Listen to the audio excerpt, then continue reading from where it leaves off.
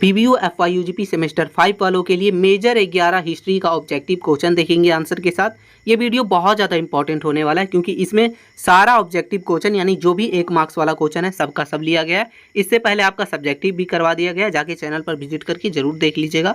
तो देखिए जो हमारा पहला क्वेश्चन होता है दोस्तों कि अंग्रेजों का सिंभूम क्षेत्र में पहली बार प्रवेश किस वर्ष हुआ था, यानी झारखंड के सिंभूम में सबसे पहली बार प्रवेश अंग्रेज कब किया था, तो 1767 ईस्वी में किया था। और एक क्वेश्चन और यहाँ से बनता है कि अंग्रेज झारखंड के कौन से इलाके में सबसे पहले प्रवेश किया था, तो सिंभूम में किया था। ठीक है, तो यहाँ से दो क्वेश्चन बन गया।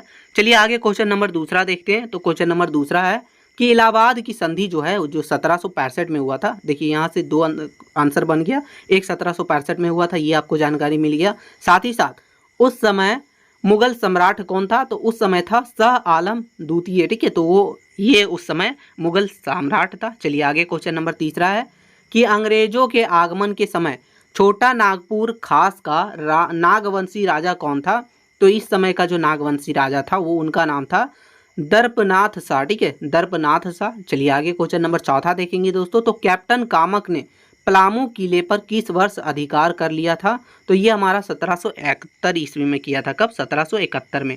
आगे क्वेश्चन नंबर 5 देखेंगे दोस्तों।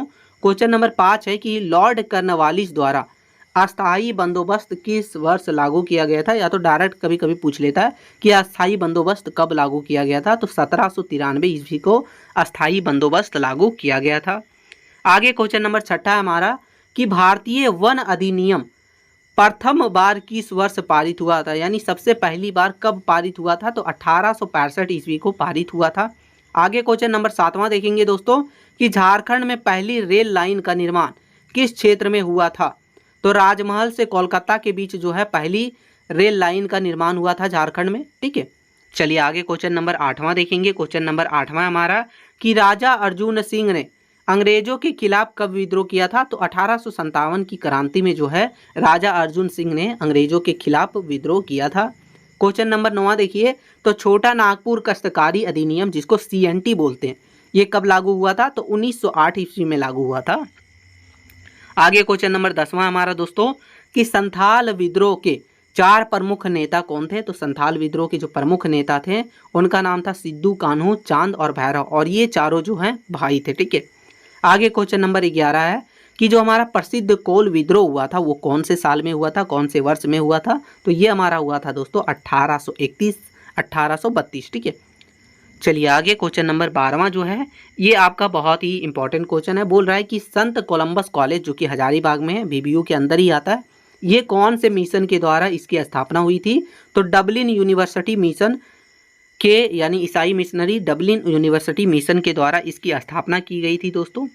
क्वेश्चन नंबर 13 है कि बिरसा मुंडा को किस नाम से जाना जाता है, तो बिरसा मुंडा को जो है वो धरती आबा के नाम से जाना जाता है। कौन सा? धरती आबा के नाम से इनको जाना जाता है। आगे क्वेश्चन नंबर 14 है दोस्तों कि बिरसा मुंडा का निधन कब हुआ था, यानी इनकी मृत्यु कब हुई थी, तो ये 1900 ईस्वी को हुआ था। क्वेश्चन नंबर 15 देखेंगे कि अस्थाई बंदोबस्त कब लागू किया गया था, अस्थाई बंदोबस्त 1793 ईस्वी को लागू किया गया था।